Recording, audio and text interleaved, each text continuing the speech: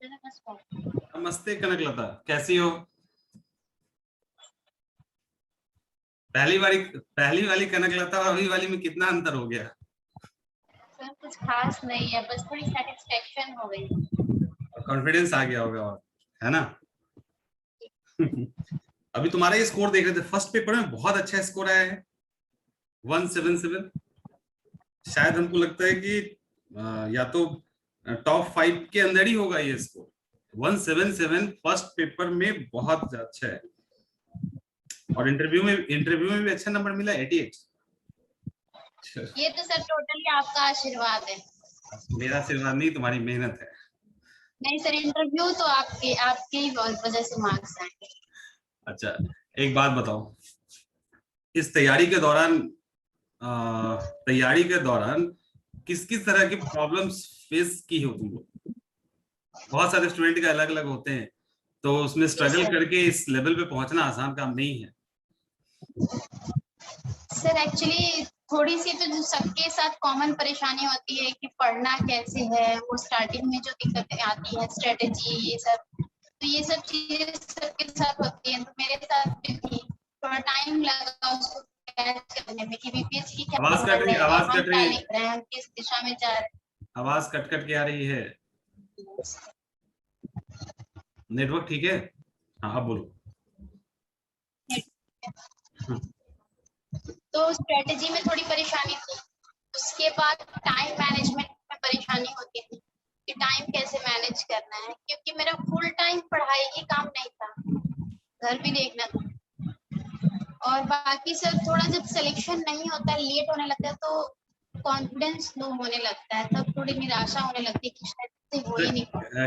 कनकलता का पहला इंटरव्यू भी यूट्यूब पे है और ये दूसरा जा रहा है, पता है कि नहीं? पहला है ना, ये दूसरा जा रहा है। देखेंगे तो सबको अंतर समझ में आ जाएगा कि क्या अंतर हो रहा है। चलो, और ये बताओ कनकलता, फैमिली वाले का सपोर्ट कितना मायने रखता है? और तुम्हारा खासकर, जहां तक हमको पता है कि एक प्रेगनेंसी के दौरान एग्जामिनेशन, फिर बच्चों को लेकर इंटरव्यू में जाना, तो कैसे कैसे सब मैनेज हुआ? सर फैमिली तो बहुत सपोर्टिव थी। मम्मी पापा का तो सपना था कि हाँ मैं यूपीएससी क्वालिफाई करूं, लेकिन कुछ जो अभी सर्कमस्टांसेस थे, तो मैंने यूपीएससी से ड्रॉप किया। तो मुझे लगा कि चलो यूपीएससी देखते हैं, प्रशासनिक सेवा।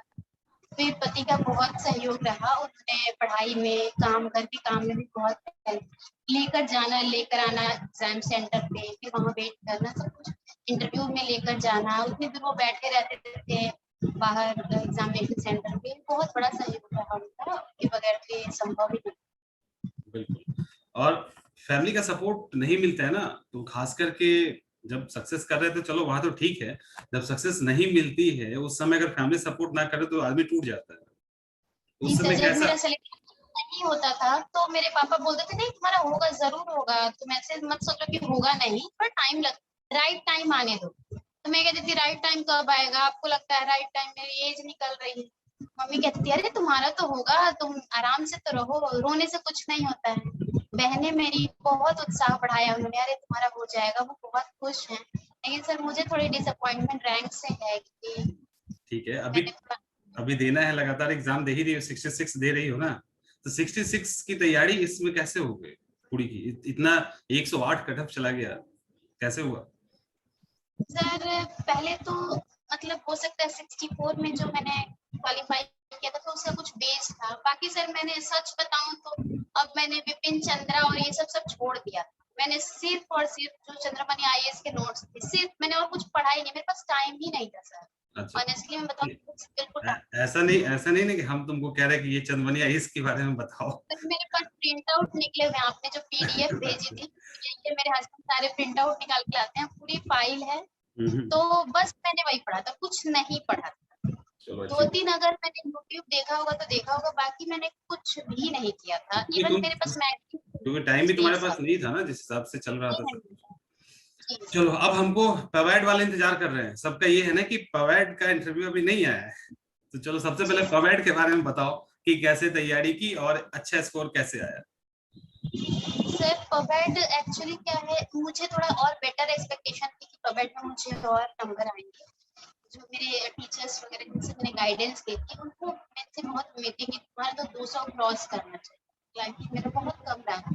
बट पबेड ऐसा सब्जेक्ट है कि मुझे लगता है अगर आप एक बार उसका पकड़ लेते हैं कि वो क्या डिमांड करता है, आंसर क्वेश्चन की क्या डिमांड है, तो आप सही करें। जैसे अभी सर क्वेश्चन आया था पबेड में कि क्या राज्यपाल एक रबर स्टैम्प की तरह है, ऐसा क्वेश्चन 64वीं बीपीएससी में किया गया। लाइक बाद में उसमें विवाद हुआ था और वो क्वेश्चन हटा दिया से जी। तो उस समय मैंने क्वेश्चन पढ़ा, जब मुझे खुशी हुई कि ऐसे क्वेश्चन आएंगे तो पता लगता है कि बच्चे मतलब कैंडिडेट क्या सोच रहा है। बेशक उन्होंने ये प्रश्न किया था कि हाँ क्या रबर स्टैम्प, लेकिन हमें हाँ में नहीं खिलानी है क्योंकि वो संवैधानिक पद है, सम्मानित पद है। तो मैंने बिल्कुल उसके ऑपोजिट में तर्क भी दिए थे। ऐसा नहीं है कि हम बीपीएससी के आंसर में 38 मार्क्स का वो क्वेश्चन रहता है तो बहुत सारा लिखना पड़ता है, उसमें कुछ तर्क दिए, संवैधानिक तर्क दिए कि संविधान में ऐसा प्रावधान है। फिर कुछ पबेड में परंपरा उदाहरण ये भी देने पड़ते हैं, तो मैंने उसको भी दिखाया कि यहाँ राज्यपाल का बहुत बड़ा योगदान रहता है। सरकार गिर रही है तो बचाने में कई बार बनी हुई सरकार अगर गवर्नर की नहीं हो मतलब सहमति तो वो चलेगी नहीं। ऐसा करके मैंने दिखाया कि नहीं ऐसा बिल्कुल गलत है। तो मुझे लगता है कि ऐसी चीजें ना पबेड में बहुत अच्छे से करना चाहिए। मुद्दे जो होते हैं बहुत अच्छे से आप ग्रैस्प कीजिए, यानी सीखिए। करंट को ऐड करने का मौका मिलता है पबेड में ना। जो राजनीति अभी चल रही है देश में दुनिया में, तो उसके अकॉर्डिंग अपने आप को अपडेट करते रहना, एक स्टैटिक डायनेमिक। कुछ स्टूडेंट कंफ्यूज हैं पबेड ले कि नहीं ले, ऐसा होता है ना कि पबेड ले कि नहीं ले, तो क्या किस मतलब पबेड उनको किस ग्राउंड पे लेना चाहिए, क्यों पबेड को चूज करें? सर सबसे पहले तो मैं ये कहूंगी कि ये आप बेटर गाइड कर सकते। मैंने तो सिर्फ पबेड ही पढ़ा है तो मुझे क्या पता रहेगा कि और विषय में क्या होता है। आपने बहुत सारे सब्जेक्ट देखे हैं, बहुत स्टूडेंट देखे। मैं तो पबेड को ही बुरा बोलूं कि कम नंबर आया, अच्छा बोलूं कि हाँ मैंने कर लिया, मेरे लिए तो एक ही चीज है। अच्छा, वो तो किसी कुछ बुक्स फॉलो किए थे पबेड में, कौन सा? मैंने एक इग्नू के मटेरियल्स लिए थे एमए के पबेड के।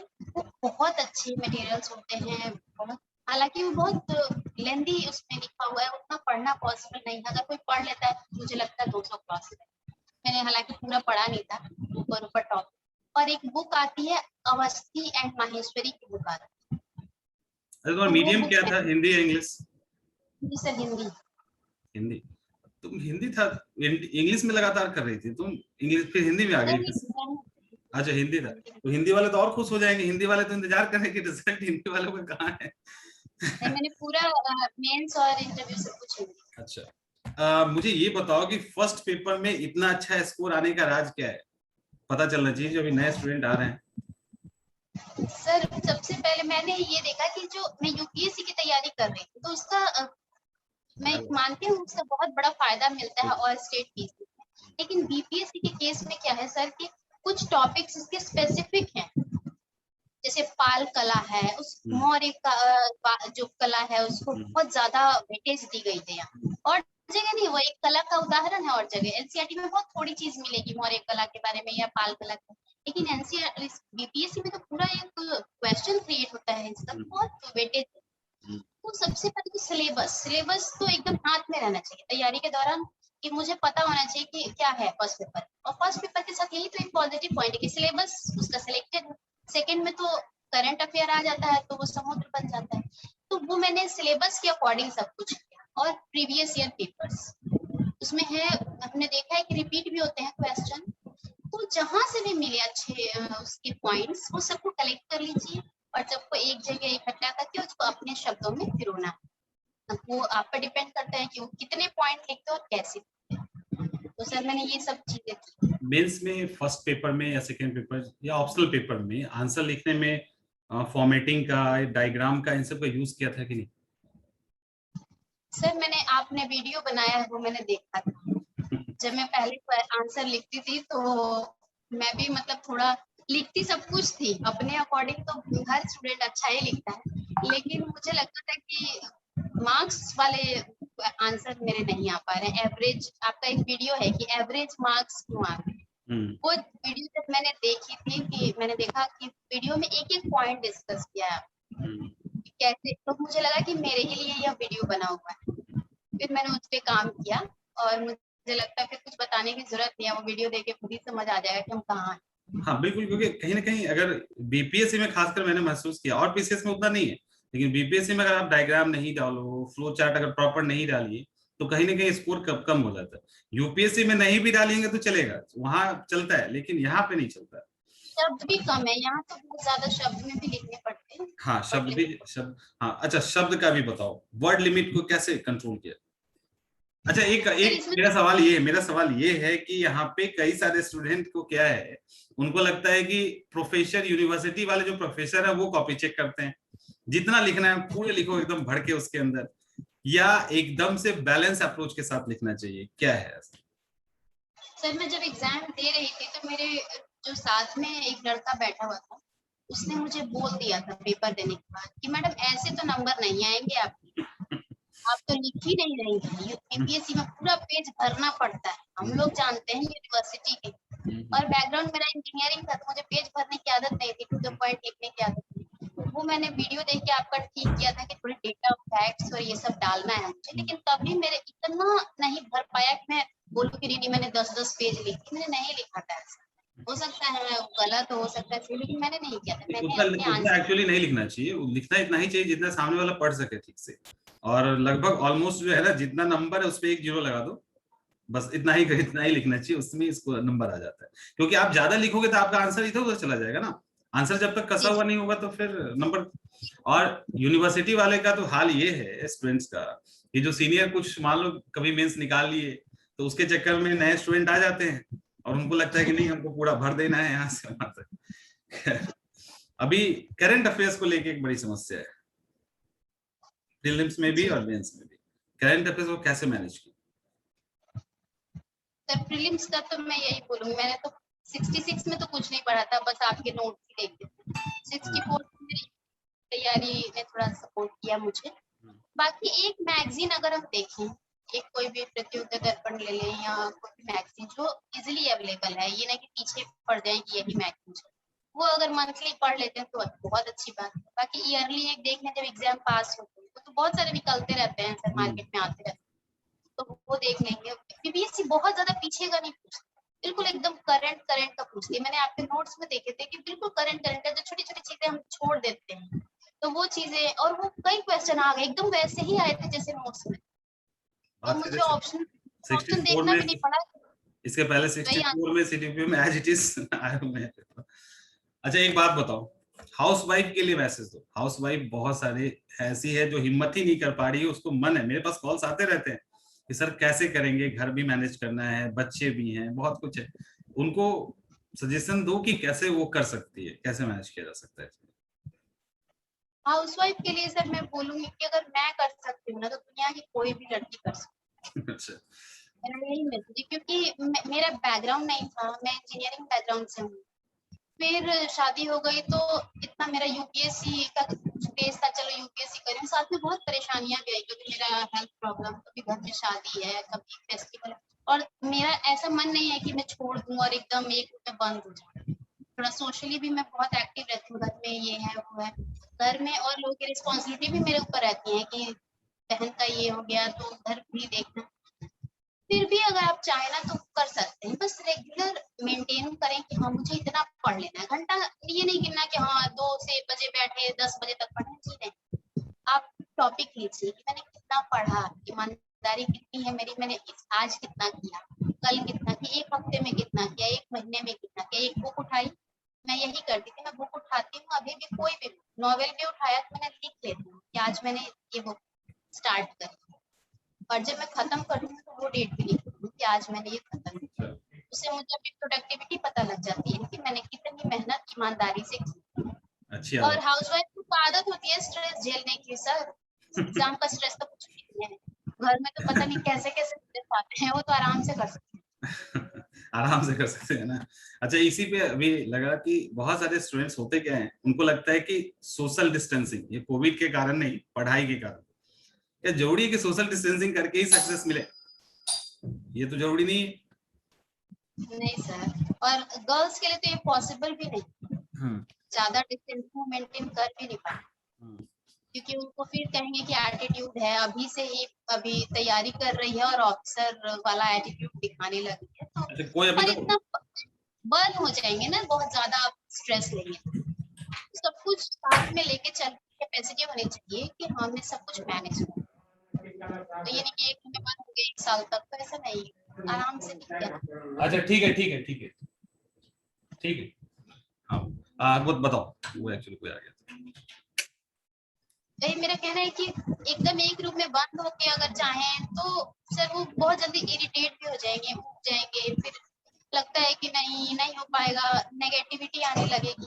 ऐसे लोगों से मिलेंगे ना तो हमारा उत्साह भी बढ़ता है। फैमिली वाले हैं या फ्रेंड्स हैं, कई बार वो लोग पता चलता है, अपनी गलतियां भी पता चलती है कि हाँ, कभी कभी तो छोटी छोटी बातें हमें दूसरों से ही सीखने को मिल जाती है, किसी की लाइफ हमें कर देती है मोटिवेट। फिर अपनी भी होता है ना, मन उठ जाता है घर में, मतलब तो सबके थोड़ा साथ रह सोशल के भी टाइम। पढ़ा जा सकता है और पास किया जा सकता है ना? जी सर, मुझे ऐसा लगता है। हाँ, होता होना भी चाहिए, क्योंकि आदमी जब प्रेशर बहुत ज्यादा होता है तो काफी दिक्कत होती है, और जब मिलते जुलते रहे, कभी बर्थडे पार्टी कर लिया, कभी कुछ कर लिया, तो फ्रेश भी हो जाता ऐसा बस अब हर चीज के ऊपर कंट्रोल होना चाहिए कि हम मुझे कितना करना है। अब ये नहीं कि कोई तो कोई ही रह गया, फेस्टिवल तो आते ही हैं, अब कई दिवाली हम इग्नोर करेंगे, है। थोड़ा बहुत एंजॉय भी कर सकते चलो, एक अच्छा सजेशन है कि एंजॉय करते हुए भी सक्सेस किया जा सकता है और अच्छा स्कोर लाया जा सकता है ना? और नए स्टूडेंट जो आ रहे हैं उनको क्या सजेशन देना चाहोगे? एक तो तुम बहुत लेट इंटरव्यू दे रही हो, लेट इंटरव्यू देने का कारण क्या है, पहले ये बताओ। हैं। सर घर में परेशानी थी, मेरा बेटा बीमार। मैं समझता हूँ। अभी ये बताओ, नए जो स्टूडेंट आ रहे हैं अभी, ठीक है वो जी सर। नए स्टूडेंट जो आ रहे हैं उनके लिए क्या सजेशन है? सर देखिए, मैं कहूंगी कि पहले तो देखें कि हाँ मैं कहाँ स्टैंड करता हूँ। किसी को ज्यादा मेहनत की जरूरत होती है, किसी को कम। इसमें झिझक नहीं होनी चाहिए कि हाँ मुझे ज्यादा मेहनत की जरूरत है। जैसे मुझे कुछ नहीं आता था हिस्ट्री में, ऑफ कोर्स नहीं आएगा तो मैं शर्माऊंगी थोड़ी कि मुझे हिस्ट्री नहीं आती, बहुत गलत बात है, कैसे भी पीएससी का नहीं, मुझे नहीं आता तो नहीं आता। मेरा साइंस स्ट्रांग है, मुझे पता है, मुझे मैथ्स मैंने आज तक नहीं सॉल्व किया, मैंने एग्जाम में जाके एक बार सॉल्व। सबका अपना स्ट्रेंथ और सबकी अपनी वीक पॉइंट होते हैं, उनको पहचानिए और इस पे काम कीजिए। और हाँ सर, मैं ये कहूंगी कि टीचर जैसे हम इग्नोर करते हैं, अरे सर हैं बोल दिया तो बोल दिया, नहीं, उनकी एक एक पॉइंट उनका, वो हर एक स्टेप पे काम करते हैं। जो आपने क्वेश्चंस मुझे इंटरव्यू में मॉक में किए, वो मुझे इंटरव्यू में वहां भी काम, मुझे हेल्प कर रहे हैं। तो टीचर की एक एक बात पर ध्यान देना चाहिए। वो कुछ कह रहे हैं तो कुछ सोच के कह रहे हैं। सक्सेस में बहुत बड़ा रोल होता है, जो हमारे गाइड होते हैं, मम्मी पापा होते हैं, बड़े होते हैं, अगर वो कुछ कह रहे हैं तो ये क्योंकि उनके पास सोचिए। एक्सपीरियंस होता है ना, वो भी लाइफ को एक्सपीरियंस जीते है, में। उनको उम्मीद है हमसे तभी कह रहे हैं। अगर नहीं उम्मीद होगी तो नहीं कहेंगे। आपने मुझे कितना समझाया था इंटरव्यू के टाइम कि ज्यादा कहानी नहीं बनाना है, एग्जैक्ट वर्ड में बात करनी है। और मैं वही वहां मैंने एक वर्ड भी अगर एक्स्ट्रा बोला हो तो मुझे यही बात याद आती है, मैं तुरंत अपने आप को कंट्रोल करके रखती थी कि नहीं मुझे नहीं। मार्क्स ये अच्छे आ एक्चुअली देखो, कनकलता होता यही है ना कि अगर मतलब 500 का भी बैच चल रहा होता है ना, उसमें 2-4 ही बच्चे निकलते हैं। कारण क्या होता है कि फॉलो नहीं करते हैं सब। जैसे अभी तुम्हारा इंटरव्यू, ये बड़ा ही प्रैक्टिकल बात है, अभी बहुत सारे टॉपर्स का जा रहा है ना सिलेक्टेड का, लेकिन इसको फॉलो करेंगे 10 से 20 बच्चे बस, ठीक है, और वो निकल जाएंगे। और लोग क्या करेंगे, सुन के रुक जाएंगे वहीं पे। जैसे अभी तुमने कहा कि आपने मेंस के बारे में बताया था, आंसर राइटिंग कैसे करना है, तो अपने आप कंट्रोल कर लिया, उसको फायदा हो गया। तो यही होता है, और वही दूसरे लोग सुन के निकल जाएंगे, तो कहीं ना कहीं फॉलो करना चाहिए, उसका कहीं ना कहीं असर होता है ना, एक्सपीरियंस का। बहुत अच्छा है। चलो, तो बहुत। अब एक और सवाल बताओ, ये जो जो भी अभी पवेड ले रहे हैं, ये कितना टाइम लगता है पवेड को तैयार करने में? सर बहुत सारे पॉबैट लेते हैं जो ग्रेजुएशन में पॉबैट आवाज नहीं आ रही है। पॉबैट का ग्रेजुएशन है या पीजी है, तो उनको तो कम टाइम लगेगा। लेकिन मेरे जैसे जो स्टूडेंट है जो बिल्कुल न्यू है, जिनको पॉबैट के बारे में कुछ भी नहीं पता, एक तो बात उनको एक टाइम। एक बात एक बात एक बात पता है कि नहीं, तुम लोगों को इंजीनियरिंग बैकग्राउंड के हो ना? इंजीनियरिंग है ना, इस बार बहुत गाली खा रहे इंजीनियर वाले, बहुत वो हर ज्यादा। टाइम हर बार खाते हैं। मतलब इस बार सिलेक्शन तो हर बार उनका हो ही जाता है, और मैं इस सर बार बताती नहीं पेपर देने जाती थी क्योंकि मेरा इंजीनियरिंग और ना वहीं शुरू हो जाते थे और बच्चे। हाँ, तो अभी टॉप 10 में तो इंजीनियर आ ही गए हैं, अभी मैक्सिमम इंजीनियर लोगों का सिलेक्शन हुआ है। और प्रैक्टिकल बात ये है, जहां तक हम फील कर रहे हैं यूपीएससी में या पीसीएस के अंदर इंजीनियर का होना, वो लोग ना, उन लोग का बहुत अच्छा आदत क्या है कि ज्यादा पढ़ने में बिलीव नहीं करते। वो प्रीवियस ईयर को उठाएंगे, पूरा स्कैनिंग कर लेंगे कि अच्छा ऐसे ऐसे सवाल आता है, इस सवाल को तैयार करके जाना है, आ जाएगा एग्जाम में, और आता भी उसी तरह से। तो ये उनका सबसे प्लस पॉइंट है, जिसके कारण वो निकाल के चले जाते हैं। और आर्ट्स बैकग्राउंड वाले क्या करते हैं, प्रॉपर प्लानिंग नहीं करते हैं, उनको है कि सब पढ़ लेना है।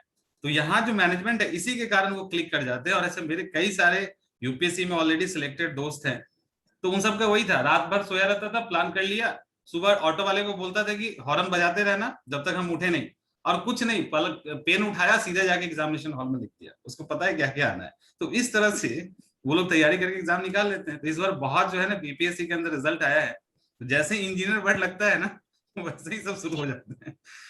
चलो, अच्छा है, अच्छा लगा। और तुम्हारे स्कोर देख के तो उनको बहुत अच्छा लगा कि बहुत अच्छा है, इसको फर्स्ट पेपर में खास। अच्छा, स्टैट कैसे की, बता, डाटा सर इंटरप्रिटेशन मैंने कैसे? सैट सीधा एग्जाम में ही जाके सॉल्व किया, मेरा मैथ्स ठीक था तो इंजीनियरिंग का फायदा उठा लिया। अच्छा, जिसका जिसका ठीक नहीं है, उसका उसके लिए क्या होना चाहिए, सर आप कैसे होगा? पढ़ा तो रहे हैं, अरे पढ़ा रहे पढ़ा रहे हैं, हैं आपको पढ़ा रहे हैं, पता है 64 में क्वेश्चन आ गया है सीधा, जो टेस्ट सीरीज लिया गया था ना, 2 क्वेश्चन सीधा सीधा आ गया था। अभी प्रवीण ने बोला भी था कि 2 क्वेश्चन तो मैंने सीधा ही बना दिया वहां पे। ये हमको बताओ, चलो अब तो हो ही गया लगभग, लेकिन करंट अफेयर्स को लेके अभी भी थोड़ी सी समस्या है। अभी जो एग्जाम देने जा रहे हैं, वो लोग करंट अफेयर्स के लिए बहुत मारामारी चल रहा है उनके बीच में। वो करंट अफेयर्स को कैसे करें, जो मिस देंगे सर 66 में? कुछ टॉपिक तो जैसे चल रहे हैं इश्यूज, तो वो हम्म, न्यूज देखते रहे, न्यूज पे तो सब, अब ये नहीं कि मीडिया ऐसा न्यूज देखें कि उसमें बस मसाला ही हो, कुछ हम्म। ऐसा जो न्यूज ऑथेंटिक न्यूज ठीक है, चैनल्स न्यूज हैं। न्यूज की बात हो रही है, तो अक्सर क्या होता है, जो हमारे पास न्यूज आता है, वो किसी न किसी तरफ झुका हुआ होता है, राइट?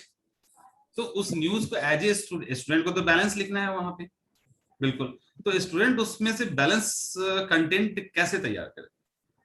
सर मेरे हिसाब से मैंने क्या किया था, न्यूज जैसे कोई टॉपिक, टॉपिक पर पहले एक साइंस के स्टूडेंट की तरह जानकारी ली, जैसे वैक्सीन, हम्म, तो वैक्सीन अभी बन रही है, उसके लिए राजनीति हो रही है, तो हो सकता है क्वेश्चन आ जाए वैक्सीन राष्ट्रवाद क्या है, हम्म, लेकिन उसके लिए पूरे वैक्सीन के बारे में पढ़ना पड़ेगा ना, कैसे बनी हुई है, कौन सी कंपनी है, भारत में कौन सी है, विश्व में कौन सी है, किसका, ये सब एक न्यूट्रल पर्सन की तरह हम पढ़ते, नॉलेज इकट्ठा करते हैं। हम्म, उसके बाद हम 2-3 पेपर जो आते रहते हैं, आजकल तो सर ऑनलाइन सब कुछ अवेलेबल, तो पेपर में एडिटोरियल्स आते रहते हैं, मैं एडिटोरियल आज से नहीं बहुत पहले से ही पढ़ती हूँ, अच्छा, ऐसे ही पढ़ती थी नॉलेज के लिए, इससे वर्ड्स भी स्ट्रांग होते हैं कि हम अच्छे वर्ड्स का चुनाव कर पाते हैं, जो हमारा जो बिल्कुल लेजी वर्ड होते हैं जो हम स्टूडेंट लाइफ में लिखते हैं वो सब खत्म होता है, थोड़ा ऑर्नामेंटल वर्ड हम सीख जाते हैं एडिटोरियल पढ़ने हाँ, से। बिल्कुल। और उसमें 2-3 तरह के लोग होते हैं, 2-3 तरह के लॉजिक, तो आप उसको आप मिक्स करके और एक जैसे ऑफिसर को लिखना चाहिए। चलो, तुम तो कविता भी लिखती हो, हमको याद है तुम्हारा, अभी कुछ हाल फिलहाल में लिखा है कि नहीं? नहीं सर अभी तो बिल्कुल टाइम नहीं है, बिल्कुल टाइम नहीं है। कुछ याद है तो सुनाओ। याद तो नहीं है सर अभी कुछ भी, याद नहीं है? बाकी अच्छा, चलो कोई बात नहीं सर, तो बच्चे के वजह से सब कुछ भूल गई हूँ। नहीं, ठीक है। नहीं, चलो, बहुत अच्छा लगा। और अभी अभी इसके पहले भी एक इंटरव्यू गया था, तो तो उसने क्या कहा कि मैं, वो अपनी, उसकी वाइफ भी सिलेक्टेड थी, तो वो, उसका कहना ये था कि हम लोगों ने टाइम बहुत अच्छे से मैनेज किया। वो बहुत कॉपरेट करती थी, सब्जी लेके आ जाती थी, हम तब तक पढ़ते रहते थे, बच्ची को लेके आ जाते थे। तो तुम्हारे भी हस्बैंड ने काफी मदद की होगी इस दौरान, तो कैसे कैसे टाइम सैटरडे मैनेज हुआ? संडे सर, सैटरडे संडे मैं किचन में नहीं जाती, ये अच्छा, शादी 5 साल हो गई है मेरी शादी, तो मैंने सैटरडे संडे कभी किचन में नहीं तो गई। बहुत बड़ी बात है। जी सर, सैटरडे संडे मैं कुछ फ्री नहीं, हूँ नहीं, अभी किचन के अभी बाहर। ऐसा होगा कि तुम्हारी इस स्टेटमेंट के कारण कुछ लोगों में झगड़ा भी हो जाएगा, है ना? सर मैं तो रिक्वेस्ट करूंगी कि सभी हस्बैंड को ऐसा करना है। चलो, अच्छी बात है। ठीक है कनकलता, अच्छा लगा। ठीक है, और चलो अच्छे से तैयारी करो, अभी रिजल्ट आना है और भी बेहतर करना है, और हम लोग इसी तरह से इंटरव्यू करते रहेंगे, जरूरत पड़ती रहेगी तो, है ना? ठीक थैंक है, यू सो मच। चलो।